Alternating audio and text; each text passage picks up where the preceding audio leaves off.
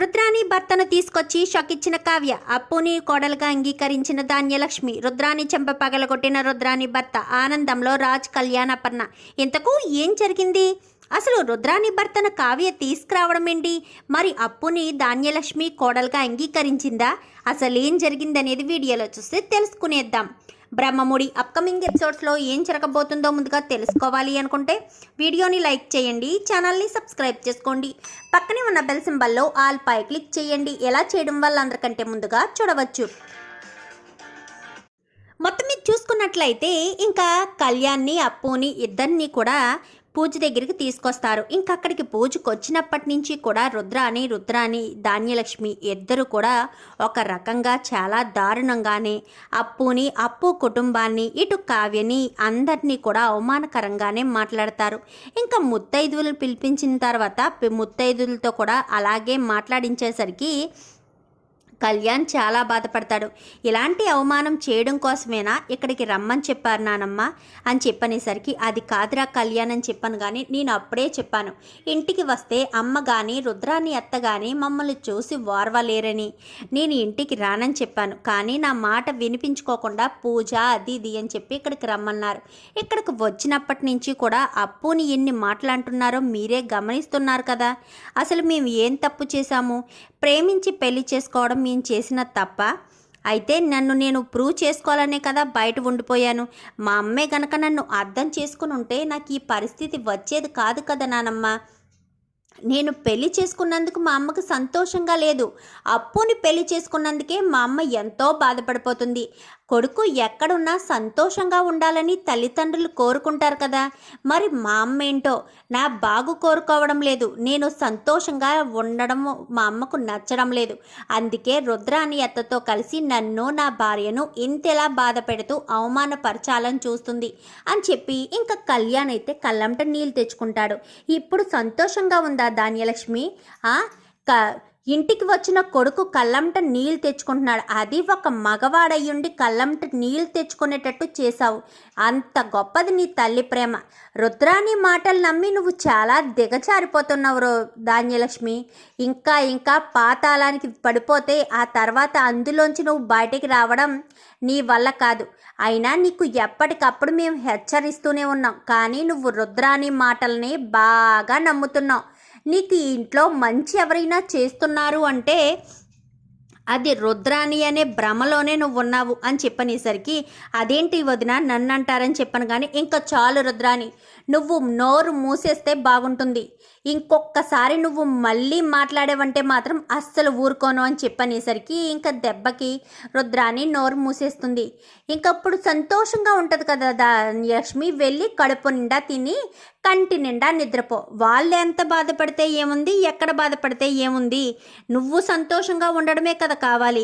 నువ్వు అప్పునన్నా కళ్యాణ్ అన్నా వాళ్ళ వల్ల నీకు సంతోషం కలుగుతుంది కదా, వాళ్ళకు బాధ తెప్పించినా నీకు మాత్రం సంతోషమే కదా, వెళ్ళు అని చెప్పి ఇంకా ఇంద్రాదేవి అనేసరికి కళ్యాణ్ వాళ్ళు అక్కడి నుంచి వెళ్ళిపోతారు.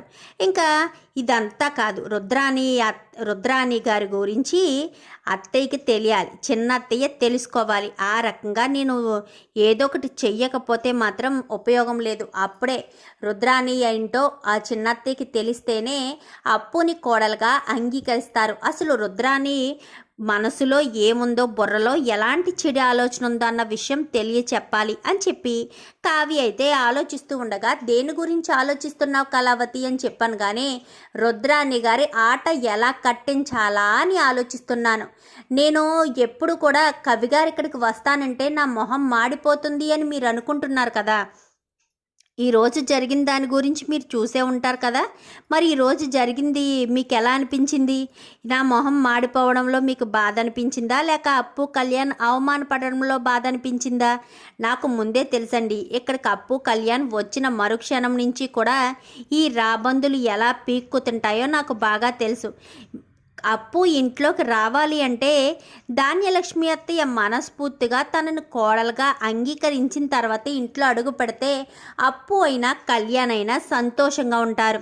ధాన్యలక్ష్మి అత్తయ్య ఒప్పుకోలేనన్ని రోజులు కూడా అప్పు ఇంటికి రాకుండా దూరంగా ఉండడమే మంచిదని నా అభిప్రాయం. అందుకోసమని మీరు పిలుస్తానన్నా కానీ నేను వద్దన్నాను. రాత్రికి రాత్రి ధాన్యలక్ష్మి అత్తయ్య మనసు ఎందుకు మారిపోతుంది అది ఆలోచించారా? కేవలం ధాన్యలక్ష్మి అత్తయ్యకి రుద్రాని చెప్పి పెట్టడం వల్లే. అది మీరెవరూ అర్థం చేసుకోవట్లేదు. ఎందుకంటే రుద్రాణి గారు మీకు తెలిసినంత మంచి ఆవిడ కాదు. మీకు ఒక విషయం చెప్పనా రుద్రాణి గారి గురించి? మీకు అప్పుడు బిడ్డ తల్లి అంటూ చిత్ర ఇంట్లో అడుగుపెట్టింది గుర్తుందా అని చెప్పనేసరికి, అవును నువ్వే కదా తీసుకొచ్చావని చెప్పాను. కానీ నేను తీసుకొచ్చాను సరే, నేను తీసుకొచ్చేటట్టు ప్లాన్ చేసింది ఎవరనుకుంటున్నారు? మీ అత్త. కావాలనే మీ అత్త ప్లాన్ చేసి మరీ చిత్రని ఇంట్లో అడుగు పెట్టేలా చేసింది. చిత్రకు అడుగడుగునా సపోర్ట్ చేస్తూ తనకు సలహాలు ఇస్తూ మీది పెళ్లి వరకు లాక్కొచ్చింది ఎవరు? మీ రుద్రాణి అత్త. అదే కాదు, మాయకి యాక్సిడెంట్ చేసింది కూడా మీ రుద్రాణి అత్తే. కానీ ఆ విషయాలన్నీ బయట పెట్టడం వల్ల ఎలాంటి ఉపయోగం లేదని నేను ఎక్కడికక్కడ తగ్గి నోరు మూసుకుని ఊరుకుంటున్నాను. కానీ మీ రుద్రాణి అత్త బాగా రెచ్చిపోతుంది.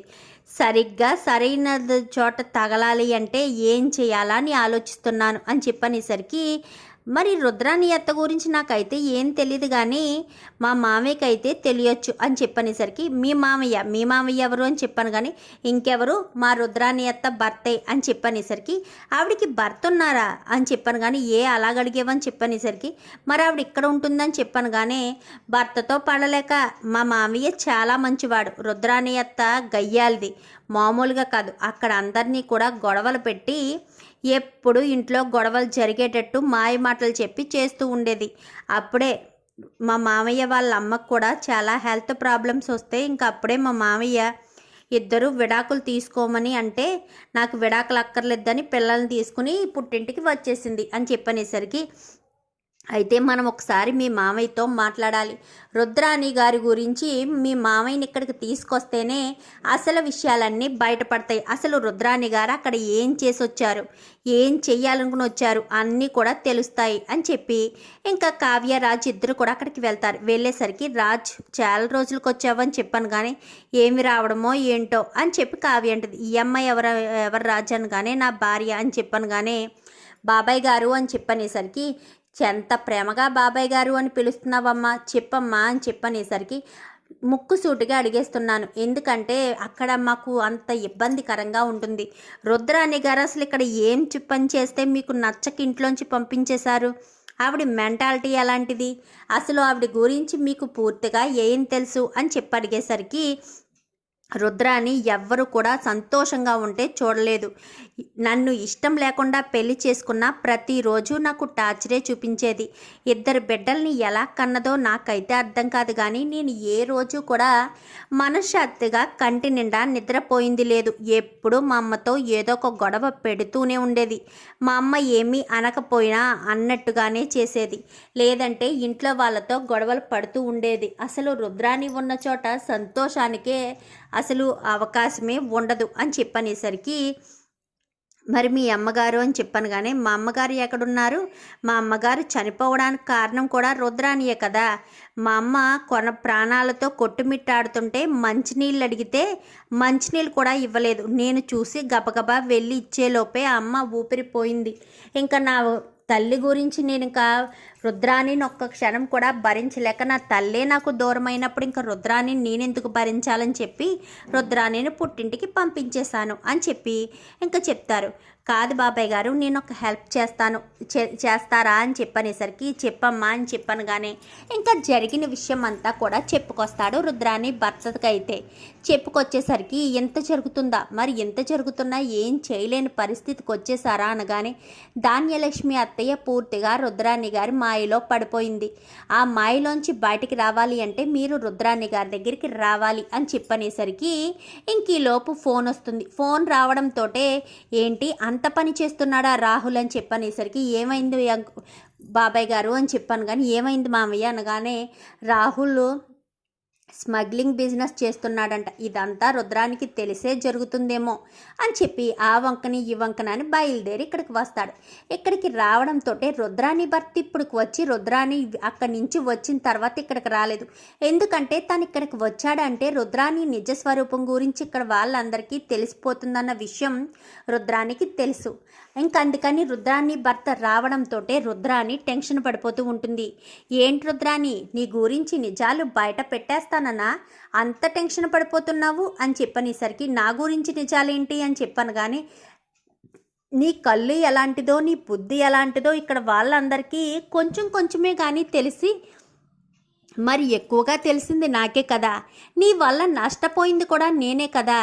నీ కళ్ళ ముందే నా తల్లి ప్రాణాలతో కొట్టుమిట్టాడుతుంటే ఆ ప్రాణాలు నిలిపే ప్రయత్నం కూడా నువ్వు చేయకుండా పోయే ప్రాణాన్ని పోనివ్వండి అంటూ అలా కూర్చుని చూస్తున్నావు కదా. నువ్వు ఎంతటి దుర్మార్గురాలువో ఇక్కడ వాళ్ళకి తెలియాలి కదా. నీ కొడుకు ఎంత తప్పు చేస్తున్నాడన్న విషయం నీకు తెలిసినా స్వార్థంగా డబ్బు కోసం ఏదైనా చేయడానికి ఎంతకైనా తెగిస్తావన్న విషయం ముఖ్యంగా అందరికీ తెలియాలి కదా అని చెప్పనేసరికి ఇప్పుడు ఏం చెప్తాడు అని చెప్పనేసరికి ఏం జరిగింది అని చెప్పి ఇంకా అపర్ణ అడిగేసరికి ఏం జరిగిందంటే ఏం చెప్పనక్క, రుద్రాని అక్కడ చేసిన పనులు ఇన్ని అన్నీ అనుకుంటున్నారా? ఇక్కడ మీరు సంతోషంగా లేరన్న విషయం నాకు తెలిసింది. అందుకోసమని నిజాన్ని బయట పెట్టాలని రుద్రాని బుద్ధి ఎలాంటిదో ఇక్కడ ఎవరైతే రుద్రానిని గుడ్డిగా నమ్ముతున్నారో వాళ్ళకి తెలియ చెప్పాలని నేను ఇక్కడికి వచ్చాను అని చెప్పనేసరికి ఏంటి రుద్రానిని ఏం చేసి వచ్చింది అక్కడ అని చెప్పాను. కానీ ఏం చేసిందా? రుద్రాని ఎంత కఠినాత్మురాలంటే నా తల్లి కింద పడిపోయి ప్రాణాలతో కొట్టుమిట్టాడుతుంటే మంచినీళ్ళు అడిగితే కుర్చీ వేసుకుని మీ ప్రాణాలు ఎలా పోతున్నాయో చూస్తూ ఉంటానత్తయ్య అంటూ ఎదురుగా కూర్చున్న మనిషి రుద్రాని. ఎంతటి క్రూరురాలు, ఇంతటి దారుణమైన మనిషి ఎవరైనా ఉంటారా అక్క అని చెప్పనేసరికి ఏంటి ఏం మాట్లాడుతున్నావు నువ్వు అని చెప్పాను. కానీ అందుకే మా అమ్మ చనిపోయింది. మా అమ్మ చనిపోవడానికి కారణం రుద్రాని అని తెలిసే నేను రుద్రానిని ఇంట్లోంచి బయటకి గెంటేశాను అని చెప్పనేసరికి ఎంత పని జరిగిందా, మాకు ఇప్పుడు ఇన్ని రోజులు ఎందుకు చెప్పలేదు అనగానే మిమ్మల్ని ఎందుకు బాధ పెట్టడంలే, నా బాధ నాకు ఉంటుంది కదా అని నేను చెప్పలేదు. కానీ ఇక్కడ చిచ్చులు రేపుతుందని ఎన్నో ఇబ్బందులు వస్తున్నాయన్న విషయం తెలుసుకున్న నేను రుద్రాని గురించి ఎవరైతే గుడ్డిగా నమ్ముతున్నారో వాళ్ళకి నిజాలు చెప్పాలనే నేను ఇక్కడికి వచ్చాను అని చెప్పనేసరికి చెప్పవయ్యా, నువ్వు చెప్తే అయినా సరే మా ధాన్యలక్ష్మి కళ్ళు తెరుచుకుంటాయేమో, రుద్రాని మంచిది అని అనుకుంటున్నారు అని చెప్పనేసరికి నేనేమీ అలా అనుకోవట్లేదక్క, రుద్రాని గురించి నాకు తెలుసు అనగానే మరి అంతా తెలిసిందానివి ఎందుకు రుద్రానితో మాట్లాడుతున్నావు, రుద్రాని చెప్పినట్టు చేస్తున్నావు, నువ్వు చాలా పెద్ద తప్పు చేస్తున్నావు చెల్లమ్మ. రుద్రాని ఏం చేసినా ఆస్తి కోసమే చేస్తుంది. నీ కొడుకుని ఇంటికి రాకుండా చేస్తుంది కదా, అది కేవలం నీ కొడుకు ఇంటికొస్తే ఆస్తి ఎక్కడ తన్నుకుపోతాడో లేక ఆస్తిలో వాటా ఇవ్వాల్సి వస్తుందన్న ఉద్దేశంతో రుద్రాని నీ కొడుకును కూడా ఇంటికి రానివ్వదే. ఎందుకంటే మా ఇంటి దగ్గర కూడా ఒక కుటుంబాన్ని అలాగే చిన్న భిన్నం చేసి మరీ ఇంట్లో పబ్బం గడుపుకునేది, అలాగే సంతోషపడిపోతుంది. శాడిస్ట్ కంటే దారుణం. ఎదుట వ్యక్తులు నవ్వుతూ ఉంటే మనం ఏడుస్తాం, ఎదుట వ్యక్తులు ఏడుస్తూ ఉంటే మనం నవ్వుతాం. ఆ రకానికి చెందింది ఈ రుద్రాని. ఎన్ని ఇబ్బందులు కలగజేసేది అనుకుంటున్నావు. నీ కొడుకు కూడా దూరం పెట్టుకుని నువ్వు బాధపడద్దు ధాన్యలక్ష్మి. అదే కాదు, నీ బిడ్డల్ని కూడా నువ్వు ఎందుకు మోసం చేస్తున్నావు రుద్రాని? నీ కడుపును పుట్టిన బిడ్డలే కదా, వాళ్ళని కూడా మోసం చేసి అన్యాయం చేస్తున్నావు కదా. నీ కొడుకు స్మగ్లింగ్ బిజినెస్ చేస్తున్నాడన్న విషయం నీకు తెలుసు. ఆ బిజినెస్ చేస్తే ఈ ప్రాణానికి ఎంత రిస్క్ అనేది కూడా నీకు తెలుసు. అయినా కానీ కేవలం డబ్బు కోసమే కదా నా కొడుకుని ఇంత దారుణంగా, ఇంత శాడిస్ట్గా, ఇంత క్రూరుడిగా మార్చేశావు నువ్వు అని చెప్పి ఇంకా రుద్రాని భర్త అనేసరికి ఏం మాట్లాడుతున్నారు అనగానే నిజం మాట్లాడుతున్నాను. నీ కొడుకు స్మగ్లింగ్ కేసులో ఉన్నాడు. అది గనక రుజువైందనుకో నీ కొడుకు జీవితాంతం జైల్లోనే ఉంటాడు. అది నువ్వు అర్థం చేసుకోకుండా కేవలం డబ్బు కోసమే నీ కొడుకుని వేధించుకు తింటున్నావు. నా కొడుకు కూతుర్ని చక్కగా చూసుకుంటావు కదా అని నేను పిల్లల్ని పట్టించుకోకపోతే పిల్లల్ని చూసుకునే పని ఇదేనా? ఎక్కడో హాస్టల్లో కూతురుంది, ఇంటి దగ్గరే ఉన్న కొడుకునేమో నాశనం చేశావు. వాడి మనసుని, వాడి బుద్ధిని ఏదైనా సరే ఫ్రాడ్ చేయాలని, అడ్డదారిలో డబ్బు సంపాదించాలన్న ఆలోచన కొడుకుకు వచ్చేలా చేసావు కదా రుద్రాని అని చెప్పనేసరికి ఒక్కసారిగా అక్కడ ఉన్న వాళ్ళందరూ షాక్ అయిపోతారు. అంటే రుద్రాని గురించి ఇదన్నమాట. నేనే చాలా పెద్ద పొరపాటు చేశాను. రుద్రాని నా మంచి కోసమే చెప్తుందనుకున్నాను తప్ప ఇంట్లో ఆస్తి కోసము, అక్కడ ఆఫీసు బాధ్యతలు తీసుకోవడం కోసమే, రాహుల్ని ఎక్కించడం కోసమే ఎంత పని చేస్తుందని అస్సలు అనుకోలేదు అని చెప్పి ఇంకక్కడి నుంచి ఛీ అనుకుని అక్కడి నుంచి రుద్రాని వంక చూసుకుంటూ కోపంగా అక్కడి నుంచి వెళ్ళిపోతుంది.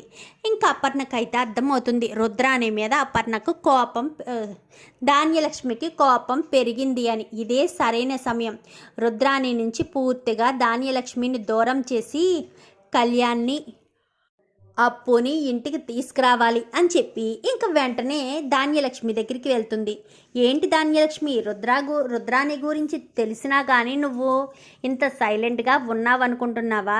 రుద్రాని గురించి నాకు అన్నీ తెలుసు. దాని మొగుడిని వదిలేసి రావడానికే కారణమే వాళ్ళ అత్తగారిని చంపేసిందన్న కోపంతోటే మొగుడు గెంటేస్తే ఇక్కడికి వచ్చి పడింది. నాకు ఆ రోజే తెలుసు ఎందుకులే నిజాన్ని అందరి ముందు బయట పెట్టడమని. ఎప్పటికైనా అర్థం చేసుకో ధాన్యలక్ష్మి, రుద్రాని బుద్ధి ఎలాంటిదో. రుద్రాని ఎవరూ సంతోషంగా ఉండే చూడలేరు. నీకు అర్థం కాని విషయం ఏంటో చెప్పనా? కళ్యాణ్ ఇంటికి వస్తే రాజ్ ఆఫీస్కి వెళ్తాడు. రాజ్ ఆఫీస్కి వెళ్తే రాహుల్కి అక్కడ ఫ్రాడ్లు చేయడానికి అవకాశం ఏముంటుంది? ఇప్పుడేమో రాజ్ని ఆఫీస్కి వెళ్ళనివ్వకుండా చేసేసింది. ఇప్పుడు రాహుల్ మాత్రమే ఆఫీస్కి వెళ్తావు. అక్కడ ఎన్ని ఫ్రాడ్స్, ఎన్ని ఘోరాలు, ఎన్ని నేరాలు చేస్తాడో ఒక్కసారి ఆలోచించు. నువ్వు కేవలం నీ కొడుకు సంతోషం కోసం చూస్తూ ఈ ఇంటి ఆస్తిని మొత్తం కూడా తీసుకెళ్ళి రుద్రాని చేతిలో పెడుతున్నావని నీకు అర్థం కావట్లేదు. అలా జరిగిన మరుక్షణం అందరినీ కూడా మెడపట్టి బయటకి గెంటేసినా ఆశ్చర్యపోనవసరం లేదు అని చెప్పి ఇంకా అపర్ణ మాట్లాడేసరికి అలా ఎలా జరగనిస్తానక్క అని చెప్పాను, కానీ నువ్వు జరగనివ్వవు. రుద్రాని మాయలో ఉంటే ఖచ్చితంగా అలానే జరిగిపోతుంది అని చెప్పి ఇంకా అపర్ణ అయితే చెప్తుంది. సరే అక్క అని ఇంకా ధాన్యలక్ష్మి రాత్రంతా ఆలోచిస్తూ ఉంటుంది. నేను చాలా పెద్ద తప్పు చేశాను. రుద్రాని మాటలు నమ్మి నా మైండ్ని అంతా పొల్యూట్ చేసుకుని అప్పుని, కళ్యాణ్ని చాలా బాధ పెట్టాను. నా కొడుకు సంతోషమే కదా నాకు ముఖ్యం. నా కొడుకు ఎక్కడుంటే ఏంటి, ఎవరిని పెళ్లి చేసుకుంటే ఏంటి, వాడు మనసుకు నచ్చిన అమ్మాయే కాబట్టి వాడు ఎప్పుడూ సంతోషంగా ఉంటాడు. ఇంకా అలా సంతోషంగా ఉన్నప్పుడు నేను కూడా సంతోషంగా ఉంటాను కదా. వాడి సంతోషానికి మించిన సంతోషం నాకేముంటుందని చెప్పి నేరుగా ఇంకా ప్రకాశానికి కూడా చెప్పకుండా నేరుగా అప్పు వాళ్ళ ఇంటికి వెళ్తుంది. వెళ్ళడంతో లోపలికి రావచ్చా అప్పు అని చెప్పనగానే రెండత్తయ్య గారు అంటూ లోపలికి తీసుకువెళ్తుంది. నన్ను క్షమించమ్మా అని చెప్పి చేతులు పట్టుకుని అడుగుతూ ఉంటుంది. నిన్ను చాలా బాధ పెట్టాను. కళ్యాణ్ని నువ్వు పెళ్లి చేసుకోవడం ఇష్టం లేదు కాబట్టి నిన్ను దూరం పెట్టాలనుకున్నాను. కానీ నేను ఎంత పెద్ద తప్పు చేశానో నాకు ఇప్పుడు అర్థమైంది. కళ్యాణ్ నిన్ను పెళ్లి చేసుకున్న తర్వాతే కదా వాడు సంతోషంగా ఉన్నాడు. మరి వాడి సంతోషాన్ని నేను ఎందుకు వారవలేకపోతున్నాను? వాడు సంతోషంగా ఉంటే నేను హ్యాపీగా ఫీల్ అవ్వాలి, కానీ నేను ఎందుకు బాధగా ఫీల్ అవుతున్నాను అని చెప్పి ఇంకా ధాన్యలక్ష్మి అనేసరికి మీ అబ్బాయి అంటే మీకు ప్రేమ ఉందత్తయ్య, నేనంటేనే ఇష్టం లేదు, అందుకే మీ అబ్బాయిని చూడకుండా మీరు ఉండలేకపోతున్నారు అని చెప్పనేసరికి అందుకేనమ్మా నాకు నువ్వంటే కూడా ఇష్టమే. నీ విలువేంటో నాకు ఇప్పుడు అర్థమైంది. రుద్రాని ఎందుకు ఇలా చెప్తుందో కూడా అర్థమైంది. నువ్వు కళ్యాణ్ ఇప్పటికిప్పుడే ఇంటికి వచ్చేయండి అని చెప్పనేసరికి అది కాదు మమ్మీ అని చెప్పాను, కానీ ఇంకా నా మాట వింటావనే నమ్మకంతోటే రా నిన్ను ఇంటికి రమ్మని చెప్తున్నాను. ఇంటికి వచ్చేయండి. ఆ రుద్రాని ఆట కట్టించాలంటే మీరు ఇంట్లో అడుగు పెట్టాలి అని చెప్పి ధాన్యలక్ష్మి చెప్పేసరికి వెళ్దాం కవి, అత్తయ్య అంతలా నోరు తెరిచి మరీ అడుగుతున్న తర్వాత కూడా మనం వెళ్ళకపోతే బాగోదు అని చెప్పి ఇంకా అప్పు అయితే అంటుంది. సరే కళ్యాణ్ గమ్మును వచ్చేసేయండి, ఇంటికి వెళ్ళిపోదామని నేరుగా ధాన్యలక్ష్మియే అప్పుని తీసుకుని ఇంటికి వస్తుంది. ఇంటికి వచ్చేసరికి అప్పటికే రుద్రాని భర్త రుద్రాని చెంపలు చెల్లుమనిపించి రెండు చెంపల మీద చేతులు పెట్టుకుని రుద్రాని అలా కూర్చుని చూస్తూ ఉంటుంది. మగవాడి చేయి కావడంతో ఎంతో సున్నితంగా పెరిగిన రుద్రాణి చెంపలు వాసిపోయి వేళ్ళు అచ్చులు కూడా వచ్చేస్తాయి. ఇంక ఈలోపు ధాన్యలక్ష్మి ఇద్దరిని కూడా తీసుకొచ్చి గబగబా వెళ్ళి హారతి తీసుకొచ్చి హారతి ఇచ్చి బొట్టు పెట్టి లోపలికి తీసుకొస్తుంది. ఏంటి అందరూ వింతగా చూస్తున్నారు? అప్పు కళ్యాణ్ ఇక మీదట ఇక్కడే శాశ్వతంగా ఉంటారు, ఇక్కడి నుంచి వెళ్ళరు. కళ్యాణ్ ఏం చెయ్యాలనుకున్నా ఇక్కడి నుంచే వెళ్తాడు. ఎలాంటి అభ్యంతరము ఎలాంటి ఆంక్షలు లేవు. ఇంకా నేను ఎవరి మాట వినేది లేదు అని చెప్పి ఇంకా ధాన్యలక్ష్మి రుద్రాణి వంక చూస్తూ అంటుంది. ఇంకా రుద్రాణి అయితే ఏంటిది దెబ్బ మీద దెబ్బ దెబ్బ మీద దెబ్బ ఎలా పడుతున్నాయి అని చెప్పి అనుకుంటూ ఉంటుంది. చాలా థ్యాంక్స్ కావ్య అంటూ ఇంకా ధాన్యలక్ష్మి అయితే కావ్య దగ్గరికి వెళ్ళేసరికి ఇదంతా నా వల్ల జరగలేదు, బాబాయ్ గారిని ఇంటికి తీసుకురావడం వల్లే రుద్రాని కుట్రేంటో అన్నీ కూడా మీకు తెలిసేటట్టు చేశాను అంటూ కావ్య చెప్తుంది. చూద్దాం రాబోయే ఎపిసోడ్స్లో ఇలాగే జరగాలని మీరు కూడా కోరుకుంటే వీడియో నచ్చితే లైక్ చేయండి, ఛానల్ని సబ్స్క్రైబ్ చేసుకోండి, పక్కనే ఉన్న బెల్ సింబల్లో ఆల్ పై క్లిక్ చేయండి. ఇలా చేయడం వల్ల అందరికంటే ముందుగా చూడవచ్చు.